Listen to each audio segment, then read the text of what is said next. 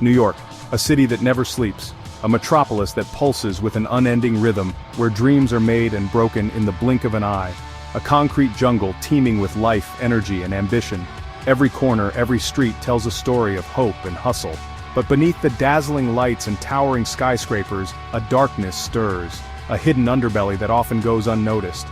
The recent incident in Brooklyn, where a woman was burnt alive by a random man, has ripped open the city's fragile facade. It was a stark reminder of the vulnerabilities that lie just beneath the surface. It has exposed the raw nerves of fear and vulnerability that run beneath the surface. The incident has left an indelible mark on the collective psyche of New Yorkers. This wasn't just an act of violence. It was a scream, a cry for attention, a desperate plea that echoed through the city's streets. A visceral reminder that even in the city that never sleeps, nightmares can take hold. The incident has shaken the very core of what it means to be a New Yorker. The image of flames engulfing a person, the panicked cries of onlookers, is seared into the city's psyche. It is a haunting vision that will not soon be forgotten. It has become a symbol of a growing unease, a sense that the very fabric of New York is fraying at the edges. The city's resilience is being tested like never before. The incident has ignited a fierce debate, forcing New Yorkers to confront uncomfortable truths about their city, about the safety and security they often take for granted, about the growing chasm between the haves and the have-nots, a divide that seems to widen with each passing day, about the erosion of social safety nets, the very systems designed to protect the most vulnerable among us, and the simmering anger that threatens to boil over. The city's streets are filled with voices demanding change, justice, and accountability. The subway, the city's circulatory system, its lifeblood, has become a microcosm of its struggles. It is a place where the city's diverse population converges, where every ride tells a different story. It is a place where the city's extremes collide, where the glittering wealth of Manhattan intersects with the gritty realities of poverty and despair. Where the glittering wealth of Manhattan intersects with the gritty realities of poverty and despair. The subway is a microcosm of the city's contrasts, and it is in this underground labyrinth where hope and fear travel side by side that the true essence of New York is revealed, that the parallels between New York and Gotham City, the fictional stomping ground of Batman's nemesis, the Joker, become eerily apparent. The line between reality and fiction blurs, leaving us to wonder what lies ahead for this iconic city. Gotham, a city steeped in shadows and decay, has long served as a cautionary tale, a stark reminder of what can happen when inequality festers and social structures crumble. Its dark alleys and dilapidated buildings are not just the stuff of fiction, they are a mirror reflecting the harsh realities of urban decay and social neglect. It is a city where the gap between the rich and the poor has become an unbridgeable chasm, a place where luxury high-rises stand in stark contrast to run-down neighborhoods, highlighting the glaring disparities that exist within its borders. In Gotham, the marginalized and the forgotten are left to fend for themselves in a system rigged against them. They navigate a world where survival is a daily struggle, and hope is a distant dream. And while New York may not yet be fully consumed by the darkness that engulfs Gotham, the parallels are undeniable. The shadows of inequality and neglect loom large over the city, threatening to engulf it if left unchecked. Poverty in New York City isn't just a statistic, it's a lived reality for millions. It's the faces you see on crowded sidewalks, the stories behind the worn-out neighborhoods, and the struggles of those who call this city home. It's the single mother working 2 jobs to keep a roof over her children's heads, juggling responsibilities and sacrificing her own well-being to provide for her family. It's the elderly man forced to choose between food and medicine, living in a small apartment where every penny counts, and every decision is a matter of survival. It's the families crammed into overcrowded apartments, their dreams stifled by the weight of economic hardship. The numbers are stark, but the human stories behind them are even more compelling. The poverty rate in New York City has been steadily rising, with recent reports indicating that nearly 1 in 4 New Yorkers lives below the poverty line.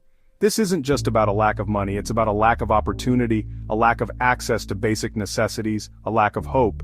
This isn't just about a lack of money, it's about a lack of opportunity, a lack of access to basic necessities, a lack of hope. It's about the feeling of being invisible, forgotten, and left behind in a city that prides itself on its dynamism and progress. It's about the feeling of being invisible, forgotten and left behind in a city that prides itself on its dynamism and progress. The hustle and bustle of the city often overshadow the silent struggles of its most vulnerable residents. And it is in this breeding ground of despair, where the social contract feels irrevocably broken, that the seeds of anger and resentment take root. The anger of those who feel betrayed by a system that promised opportunity but delivered hardship, and the resentment of those who see no way out of their plight. In a just society, social safety nets act as a buffer, a lifeline for those struggling to stay afloat. They are designed to catch those who fall, to provide a safety cushion that prevents individuals from hitting rock bottom. They provide essential services, support, and opportunities, ensuring that everyone has a chance to not just survive, but to thrive. These nets are meant to be a foundation upon which people can rebuild their lives, offering hope and a path forward. But in both Gotham and increasingly in New York, these safety nets are failing, leaving the most vulnerable exposed and at risk. The cracks in the system are widening and more people are slipping through, unable to find the help they desperately need. The suspect in the subway burning incident was reportedly homeless, a stark reminder of the human cost of inadequate social support systems. This tragic event underscores the dire consequences of neglecting those who are most in need. He was failed by a system that should have provided him with shelter, mental health care, and a path back to stability. Instead of receiving the support he needed, he was left to fend for himself in an unforgiving environment. Instead, he was left to navigate the unforgiving streets of New York, his cries for help lost in the cacophony of the city. The bustling metropolis, with all its noise and chaos, drowned out his pleas for assistance. This isn't an isolated incident. It's a symptom of a much larger problem, one that affects countless individuals across the city. New York's social safety net, once a model for the nation, is stretched to its breaking point. The system that was designed to protect and uplift is now buckling under the weight of increasing demand and insufficient resources. Years of underfunding, coupled with rising demand, have left essential services struggling to cope. The infrastructure meant to support the vulnerable is crumbling, and the consequences are dire. Mental health services are woefully inadequate, affordable housing is scarce, and job training programs are often inaccessible to those who need them most. The very pillars that should provide stability are failing. The result is a vicious cycle of poverty, homelessness, and despair. Without intervention, this cycle will continue, trapping more individuals in its relentless grip.